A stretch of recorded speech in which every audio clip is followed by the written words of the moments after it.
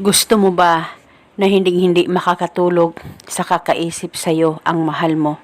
Lalong-lalo na kung ikaw ay palagi na lang iyak ng iyak dahil sa kanya, dahil sa ikaw ay palagi na lang niyang sinasaktan at nararamdaman mo na ikaw ay baliwala na sa kanya.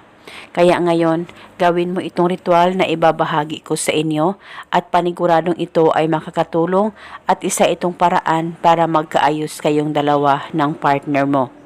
At paniguradong hinding-hindi siya makakatulog sa kakaisip sa iyo pagkatapos mong gawin ang ritual na ito. Ang gagawin mo lamang bago ka matulog, kumuha ka ng papel at panulat at kumuha ka rin ng kandila. Pula o puti na kandila ay pwedeng gamitin, kung anong mayroon ka ay pwede po. Basta dapat pula o puti na kandila lamang ang gagamitin natin sa ritual na ito. At pagkatapos ay isulat sa papel ang kanyang tunay na pangalan at apelyido ng 5 beses.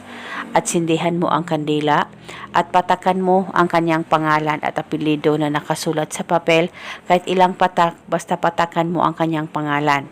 At habang pinapatakan mo ang kanyang pangalan, ay sabay mong banggitin, ikaw ay hinding-hindi makakatulog sa kakaisip sa akin.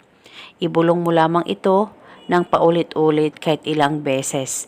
At pagkatapos mo nang mapatakan lahat ang kanyang pangalan, ay pwede mo nang ihipan ang kandila at kunin ang papel, ilagay sa ziplock o plastic at saka itago ito sa safe na walang makakakita at makakaalam. Pwede mo ito itago sa damitan mo, itago ito sa safe na walang makakakita at makakaalam. Itago ito pang matagalan at paniguradong pakakaisipin kanya at hindi siya makakatulog sa kakaisip sa iyo at isa itong paraan para makipag-ayos ang mahal mo sa iyo. Basta tiwala lang, gawin sa mabuti at hilingin ng buong puso. At eto muna sa ngayon, maraming salamat po sa panunood. May God bless us all.